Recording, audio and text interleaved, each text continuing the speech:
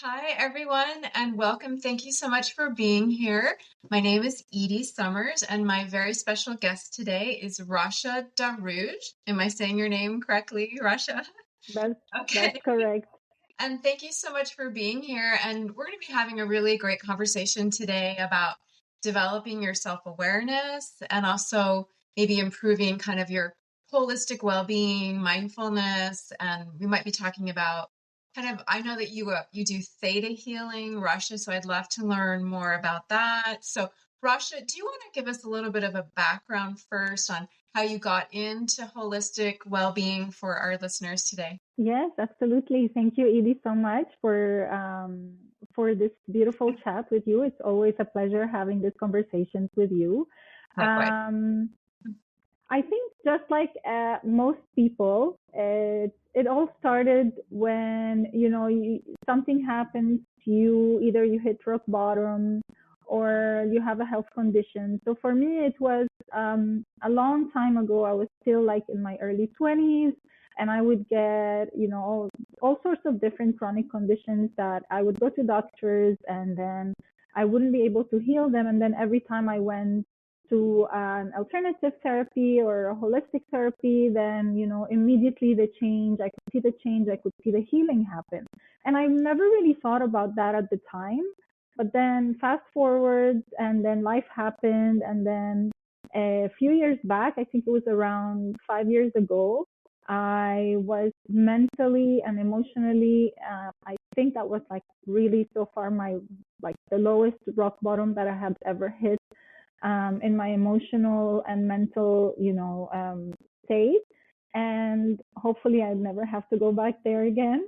But at that time, I realized that I really couldn't do everything on my own. I really needed support. I needed help. So I started looking out for or researching and asking my friends around about different alternative treatments and therapies, and that's how I came to know about theta healing.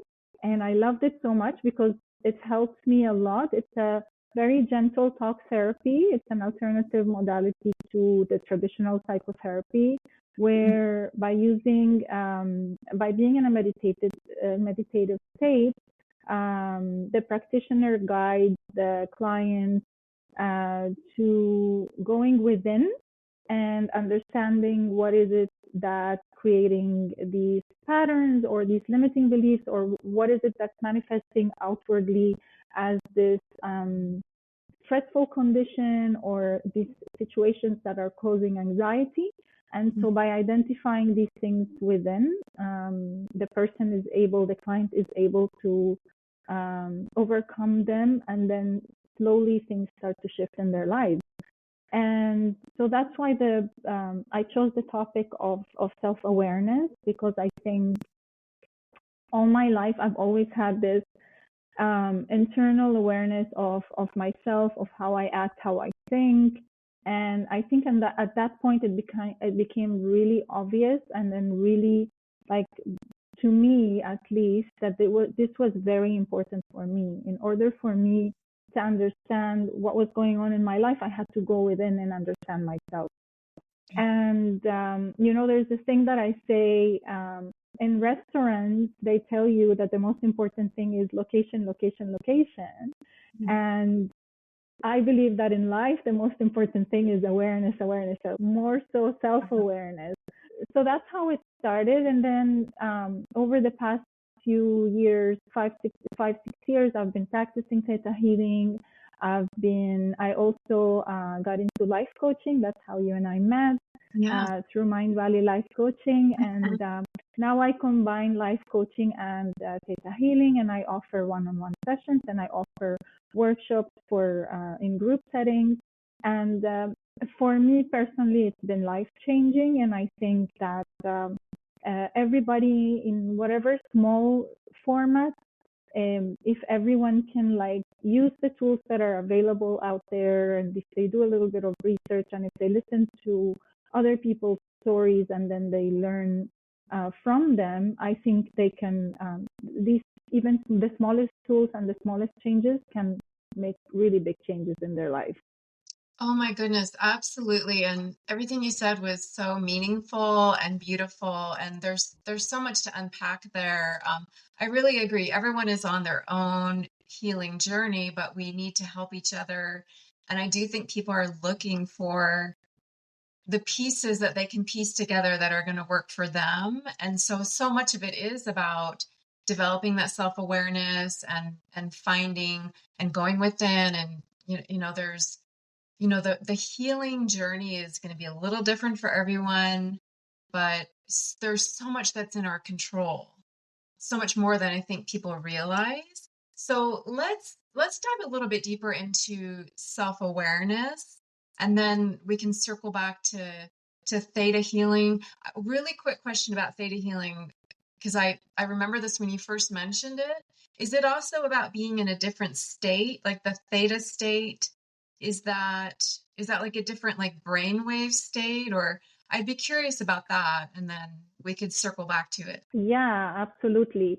So just like you mentioned, our brain communicates, like our neurons communicate with each other, and they create these wave patterns. And Mhm. so depending on how fast this communication happens, it's measured through frequency, how fast these, like our brain neurons talk to each other. So when we're in our normal day-to-day activity, our brain wave frequency is in beta. So it means that we are in high alert, we are in problem solving mode, and it's not a time to create or go into that creative state, right? Into that relaxed state, because we're very alert, we're very aware. And obviously, there's a range when it comes to the beta brain state, which is if it's in the high state, it means that we're going through something stressful, we're in anxiety. And then when you start going down the spectrum from beta, we go to alpha, which is the state we're in when we're in nature, when we're playing with kids or with pets. So you notice that people can notice that they're a little bit more relaxed, even when they're getting a massage. They're in a state where they're a little bit more relaxed. They're not using their analytical mind as much. So they start lowering their brain waves.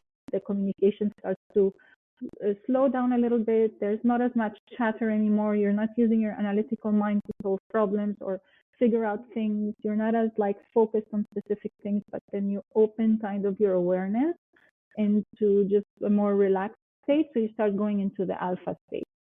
And then the more comfortable you get and the more relaxed you get, then you start going into theta. So people who meditate, they can be between alpha and theta brain state. Theta is a very relaxed state. It's usually, we know it, we're familiar with it because it's the moment right before falling asleep. We're still conscious, but we're completely relaxed. So our body is totally relaxed, but our conscious mind is still, there is kind of somehow an awareness. We're not like unconscious like when we're fully asleep. So the moment we're going to sleep or we just wake up, that's like the theta brain state. And then obviously you can go deeper when you're in delta, when you're fully asleep.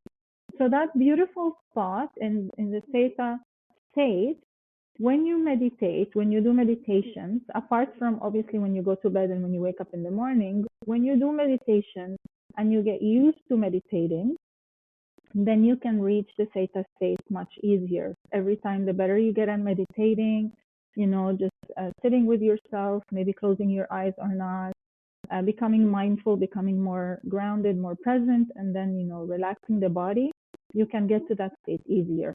So then with theta healing, Wonderful. That yeah, so that with was theta beautifully healing, we said, do, Rasha. Oh, go ahead. yeah, yeah. So with theta healing, we do start with a meditation so that the client can relax. Both the practitioner and the client will be in the theta state in order to conduct the session, because we kind of connect through both of our energies as well. And yeah, and that helps us to access the subconscious mind much easier. It's quite gentle, so there is no like abrupt change. You don't feel like you're going from a state to another. It's quite gentle. That sounds amazing and super, super healing. So now let's talk about self-awareness. And I'm curious about, and I'm sure a lot of listeners are, the connection between developing self-awareness and kind of that subconscious state. How important is that for both to develop self-awareness and also access the subconscious state so that you can kind of change your patterns of thought, or if you could explain more about maybe how they're connected, and then also just self-awareness in general, like anything that you would like to talk about that's related to that, I think would be really beneficial. Yeah, absolutely. So from my own understanding and the way that I see life and the way that I see, how humans interact with themselves and the environment around them, I believe that when we're really young as children, our inner world is very real. That's why playtime is very important for us as children. That's why we can fantasize and have very wild imaginations. We can have all these imaginary friends. So our inner world is more real than our outer world, and our outer world is just a reflection of something or just things that are happening. But our inner world is very important to us at that stage. And then it's been proven scientifically that kids, I think until the age of 7 or 8, they're in their theta brain state constantly, because their subconscious mind is still developing, and their analytical mind is not yet fully developed. So they're easily susceptible. That's why, as parents, we have a big responsibility. What are the things that we teach our children? And that's why they say they're like sponges. So they really can absorb a lot at that age. After the analytical mind has been developed, and the subconscious mind is better developed, then they start changing, and then their brain waves go from theta to alpha and to beta the older they get. And so, going back to the topic of self-awareness, then I believe that the older we get from childhood, we become teenagers, and then we become adults, we give more importance to our environment. So the people around us, the way that we interact with everybody around us, what's going on in our outer environment. We start waiting for things outside of us to happen for us to feel a certain way. So if something works out outside of us, then we feel happy. If something doesn't work out, then we feel angry or we feel sad. And so I think at some point we've been giving a lot of awareness or a lot of attention to our outer world, that our inner world, all of the things that we developed as kids or growing up, all these beliefs, things that become our limiting beliefs, our limiting programs, they start to knock on the door and say, hey, I need you to pay attention. So all these suppressed emotions from traumas or from events in our life that didn't go the way that we wanted, whether they're small or big, and we tend to suppress a lot of it. We tend to not deal with it in the proper way or in the best way growing up. So we tend to suppress a lot of these emotions, but for one reason or another, these emotions are energy in motion. So these emotions, they need to move. These things need to be dealt with. So they start knocking on the door, and that voice starts getting louder. And so we start seeing those things coming up as, either the way that we react to things in life, they trigger us. We hear this word a lot. So things in our environment start to trigger us. And if we don't pay attention to why these things are triggering us, then they're going to keep on coming, and they might keep on coming even in stronger and more deep and more like things that have a bad effect on us. So the moment we start paying attention to what is it that's causing us to react a certain way, and why things in our environment are making us triggering us or making us react a certain way, the moment we start making our inner world again more real than our outer world, that's how we start understanding. So when we understand ourselves, and then we start dealing with these things that we have suppressed, and then dealing with these things that we haven't really paid attention to, then things start to slowly shift. And of course, it's going to take time. So whether it's through healing, getting support from therapists or healers or doctors or professionals, or whether it's if it's something that a person trusts themselves enough to do it on their own by practicing mindfulness, maybe sitting on their own for a certain time, maybe practicing meditation. So it could be done in a number of ways. There's so many tools out there. But yeah, it's the person's responsibility to make that decision themselves, right? To realize, you know what, I want to start taking care of this, and then nobody's responsible except for me for this. So I think that's the moment when we start to change and to heal.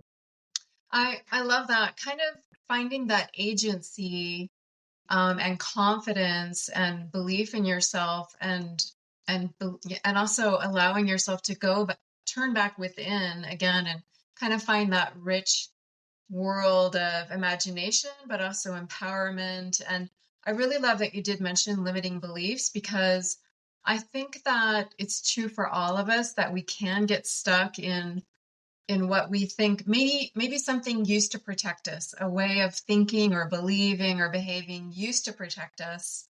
But then, as adults, that same belief system is actually getting in the way. And so I love how it's such a great reminder to keep developing your awareness and checking within and kind of taking inventory. And I love also how you remind us that there are so many different paths. For all the people that are, looking to heal, I mean, we do have counselors, but we don't have enough counselors.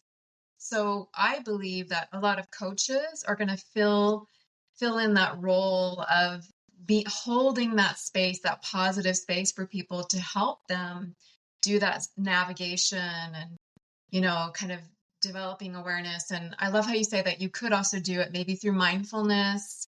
Um, is there anything that you want to explore deeper? I know that you said you love mindfulness, Russia. Is that if someone, let's take it from two angles. If someone were to work with someone, let's say like you, what would it look like for them to develop self-awareness and kind of heal those limiting beliefs? What would that look like? And then what would it look like if they were to do it, let's say on their own, by practicing mindfulness, yoga, things like that? I'm sure that people are thinking to themselves, oh, I would love to do this. What's the right path for me? What is that? What do those Yeah. sound like to you? That's a really good question. So what's the right path for me? I think Yeah. everybody needs to kind of start exploring. The moment you ask that question, you open the door for exploration, right? And that's the beauty of it, right? Because there is no one right path for everybody.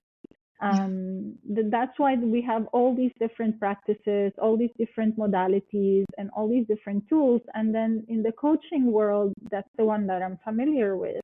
There's always new tools, there's always new updates. We have these beautiful communities where we, as coaches, we're always supporting each other, we're learning from each other. So there's always a lot for us to learn and explore. So everybody has, maybe also going back to that, self-responsibility and accountability, that, the moment you ask yourself that question, start to ask people around you, look online, and there's so many resources out there now that, information is so available that ignorance is a choice now. It's no longer an option.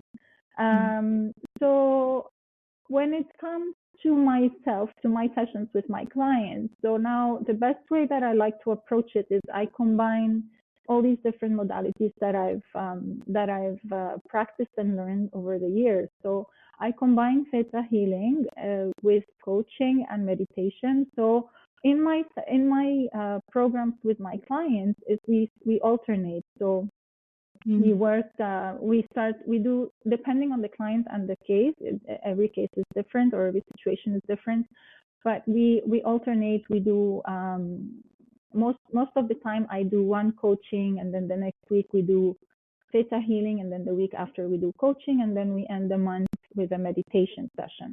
So I work with them on a weekly basis, and then we alternate between the different modalities. But obviously it's flexible because it depends on what the person needs. And to me, I like it. To me, because like I said, it's something that's what I learned, that brings out the essence of of what I've the skills that I've developed in that way, and this is the best I can serve the person that I'm working with. But then obviously, like we said, there's so many tools out there, and it can start with something as simple as practicing mindfulness exercises that are so simple that, just sitting and just paying attention to the senses and then becoming more present. Those are enough for the moment to just kind of bring all your energy back into yourself. So if you just sit down, if you can guide a person, or there's also like resources on YouTube. If the person just sits down and just focuses on their sense of smell, like what am I smelling? And just even if their mind drifts and they start getting these thoughts, it's okay because this is normal. But then just bring that awareness back into the sense of smell. It could be the sense of touch, and maybe just like putting your palms together and just like feeling your fingertips against each other, against your palms, and just like literally how does that feel? What's the temperature? Just bringing your awareness there. And we all can do this. So right now, me and you, we're paying attention to each other. So this is second nature to us, that we can put our attention to something if we put our mind to it and we decide that we want to put our attention to something. So it's very simple for us to do. Or maybe it could be the colors that you're looking at. So you use your sense of vision, right? So it's like you look at an object and you start looking at the different shape and the form of that object and the colors. So these are very simple practices that anybody can do. And then obviously they get more advanced. You can do yoga, like you said, specific yoga. I'm not very familiar with it. I've practiced some yoga myself, but there are different types of yoga practices, and a lot of them include mindfulness element to them. Exactly. And yeah, so there's so much. That's the beauty of it, is like, there's so much out there. Absolutely. And I think I really hope that I really feel like people want to heal, and they're looking for healing, and they're looking for that connection, whether it's with a practitioner or themselves or both. And I really hope that people can hear that there is so much hope for healing, and that there's, like you said, there's so many tools now, and there are so many coaches and practitioners, counselors, people out there that can help too.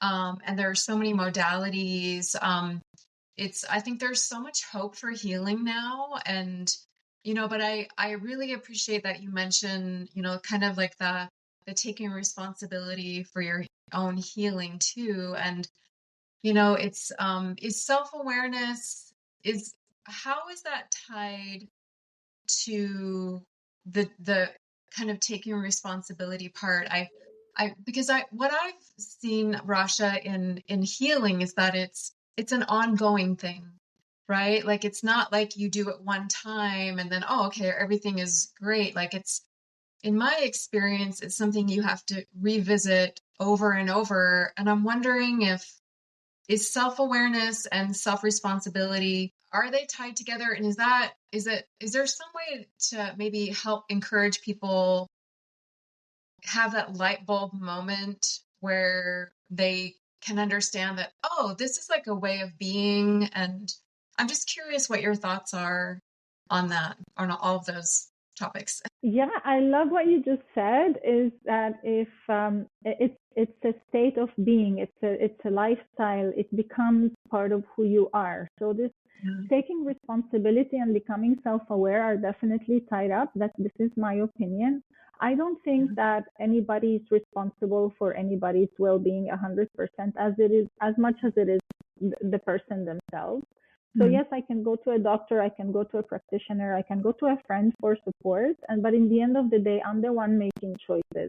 I'm the one thinking my thoughts. I'm the one feeling my emotions. So if I, no matter how much I try to express these things to somebody else, no one knows better who I am but myself, but me. And so no one understands my inner world better than myself. So they are tied up. The moment that I decide that I am responsible for my own well-being, and then I can get support and help by asking. But in the end of the day, it has to be like, if I go to a doctor and I say, this is hurting, then the doctor won't really understand. They need to ask me all these questions. They want to make sure, for the doctor to be able to give you a proper diagnosis, you have to be quite self-aware and say, this happened to me. Yeah. I sleep this Right. much. This is when I'm feeling the pain. This is what I eat.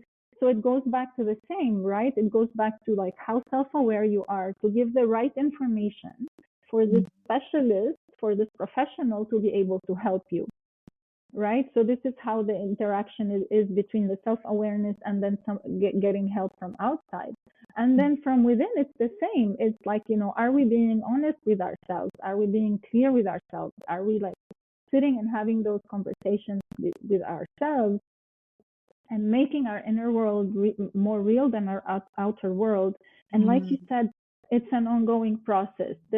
Because we are such complex beings. We're simple, but we're complex at the same time. And, we can heal certain layers, but then the layers underneath come up to the surface, and then you hear those layers. And then, so yes, it's an ongoing process. And having said that, it doesn't mean that we're going to despair, that, we're never going to be okay. No, because this is the beauty of life, right? I think this is the way that, people evolve.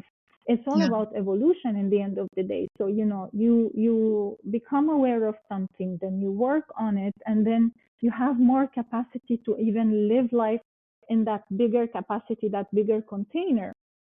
Once you're in that bigger container, you have more responsibility. You have to go again within, understand yourself even more, clear those things that are not serving you, understand them on a deeper level, and then you expand your capacity again. You expand that conscious awareness. And it's just that beautiful dance with life, if you want, right? Like, you expand, and then you go within, and then you clear, and then you expand, and then you get to live life more fully from that more expanded place. And then, that's how much. So if you are so much like restricted and constrained by all of these things that are keeping you stuck, then there's only so much of life that you can enjoy and you can live. But then the more that you clear, the more that capacity starts to expand, and then you'll be able to enjoy life more. Oh, that's so brilliant, Rasha. And I'm just going to reiterate some of the things that you just said, because I feel like this is where your genius is. Like, it's kind of making your inner world more important than your outer world. And then if you want to keep growing, right, and healing, you want to check in, and then you can expand. And so you'll expand your consciousness and self-awareness. And then, as you and I both know, when you start developing more awareness and consciousness, you're going to, find more, you're going to run into challenges. And that is an opportunity to go back in again and recalibrate and, check and see what are maybe some limiting beliefs that I am finding that I didn't even realize I had. And then you can kind of recalibrate and then expand again. I love how you said all of that. It's so, I think, so encouraging. And I feel like we really need to hear this as a reminder, and also as a kind of a blueprint for, how to be in this world really on all levels. I had a question. I don't know if some people that are listening are thinking this. I'm noticing that, all of wisdom is so great and healing information is wonderful. And I think that sometimes people say to themselves, "Oh, that sounds so great, but can that be for me?" Or my situation's different. This won't apply to me. I'm wondering if you have words of hope or encouragement, or anything that you could say to someone who's listening who might be experiencing a little bit of doubt and thinking to themselves, "Oh, I wish that for everyone else, but I don't know if it will work for me." Um, because I think we all have to face fear on a daily basis, and maybe that is a part of developing that self-awareness and consciousness, is knowing that fear-based mentality is going to be there, and then how do we handle that so that we can continue to grow. Because I really hope for healing for all of us. And I really feel like it's possible. I'm just wondering what your thoughts are on, kind of giving encouragement for someone who wants this to be true for them and maybe is wondering if it could be true for them. That's a really, really good question, Edie. And I think there's a beautiful balance between taking responsibility and then asking for help and support, because we're at different stages, and then we have different capacity or capability at different stages in our life. I think number one, from my personal experience, the most important thing is to understand and believe that we are not alone. Like, yes, you might be scared right now and you might think that this is like the world is closing up on you and then nobody will understand you. You feel like you're never going to get out of this spiral or this darkness, or, this and this really, really bad state, or this lowest rock bottom that you've ever been in. It might feel that way at that moment, and it's rightfully so. Nobody can take that away from anyone if they feel this way. But the only, I think, light at the end of the tunnel at that moment is to really understand that you're not alone and that you're not the only person going through this, and that maybe just listening to other people's stories that have been in your place and then made it out, and then what is it that helped them get out, can give you a little bit of hope. I think that's very important, and literally just understanding, I think, to me, that we're not alone. And then second, when it comes to the part where we take self-accountability or self-responsibility, is if you can find it in yourself, and I love this word, to anchor into something that gives you faith or hope. So for me, it's faith. I believe in God. I believe in a higher power. And that to me has always been my anchor in these moments. So I go back and say, this is happening for a reason. This is not the end of it. I understand and I believe, and I know that I might not be seeing it right now, but I know that I can get out of this. And I've been in different situations before and I overcame them. So I anchor in my faith, and then I also anchor in my support system, my family, my friends who've always been there for me. I've never been alone. I'm very grateful to have these people in my life. And in those moments of despair, even if I feel like all I want to do is sit on my own and not see anybody, because, that's what the self tries to do. It's like, you isolate. You're like, nobody can help me. Nobody can understand. But then maybe try to find that anchor and remember that you aren't alone. So there are different ways. It's not the end. It's not the end until it is the end. But then, there's always hope. Yeah. There's always more, right? Like there's light and dark, and bad times never last. And I love that reminder. What a great metaphor to remind people, just to find something to anchor into, that will give you a sense of hope that things can change. And also, I really agree. I also love you saying you're not alone. I do think people that are hesitant to explore healing sometimes feel like they're the only ones who feel this way. And, we have billions and billions of people on this planet, right? And we've had billions of people that have lived before. Someone has the same experience that you do. And if you can find yourself in someone else's story, that can help you know that they made it out, and so can you. And I really appreciate those words of wisdom, Rasha, because after, as you and I, it sounds like you and I have both been in the holistic wellness space for quite a while. And you and I both know there's so much hope in healing, and that it's an ongoing, healing is kind of an ongoing thing. And there's so many tools out there. And then I've also started to notice like that kind of despair that people can feel too. And it's usually from feeling isolated and thinking that you are the only one in the world who feels this way. And thank you for the reminder that you're not alone. And Rasha, is there anything else that you want to share with us, whether it's about theta healing or self-awareness, or did you want to mention Healantra? Healantra, I love how you say that you're the heart of Healantra. Is there anything else along those lines that you want to share with us? Yeah, thank you for bringing that up. I started Hilantra a few years back because I really wanted to explore what all this meant for me because I had already studied theta healing. I was practicing it on myself and some other people, but I always felt like this calling that I want to do more with it. I want to do more with this understanding. I want to do more with the experiences that I've been given, that I've been through in my life journey. And so that's when I thought, like, I want to have a base, a platform.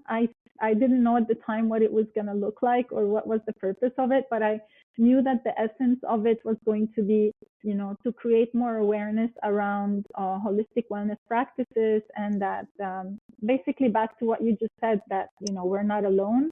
And so after like thinking too much and being in my mind and my rational brain too much for a long time, I said, you know what, I'm just gonna take a stop, a break, and just like go back to my essence, like to the essence of why I wanted to start it. And then I said, okay, so bringing awareness and education about the topic. And so it started as a podcast, and now it's growing into a few different avenues. When one of them is the podcast, and I'm going to very soon launch something where this podcast is going to be more accessible for people who want to bring their voices and who want to share their experiences and who have something that other people can learn from and can benefit from.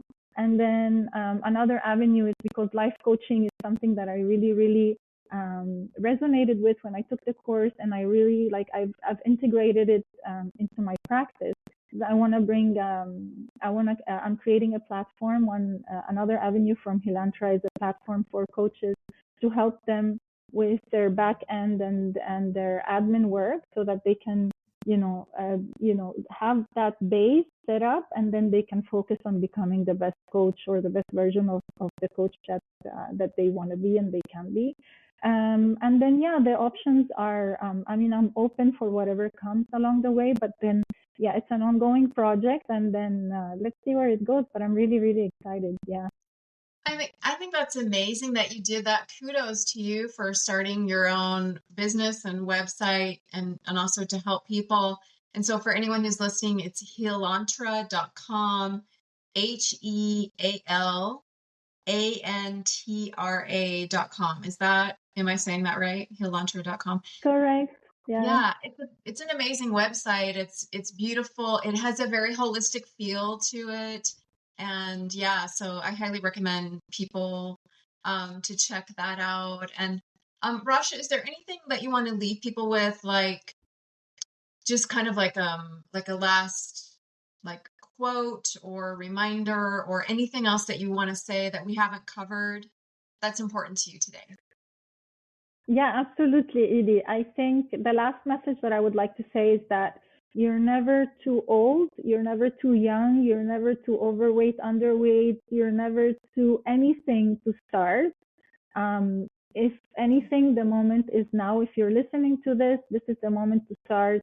Any invitation that you have from the universe, from God, that, take this opportunity and do something with it. This is it. This is your moment. So there is, I don't believe in it's too late. It's never too late. And then no regrets, because your entire life has led you to this moment right here, right now. And so this is your life purpose. Like, I think if we stop thinking about where I'm supposed to be, and then just understand that this is where I'm supposed to be and this is what I'm supposed to be doing in my life, whatever this right now looks like, even Yeah. if it looks bad or good or whatever it is. Like, I think we've lived our entire life to reach to this point for a reason, and if we can anchor in that, I Mm, think that's the love most that. beautiful thing. Yeah, I think that would be my last message. I love that. Kind of just anchor in all of your experience in your own life, and just start now, start from where you are. And I love that, Rasha. What a beautiful message for people. And I know that this is going to help a lot of people. And thank you so much for sharing all of your wisdom, and for starting a coaching platform and for being a coach and practitioner. And I'm so grateful to know you and to have met you. And thank you, Rasha. And thanks to everyone for listening today. Thank you so much, Edie. This was a great pleasure. Thank you so much. Thank you.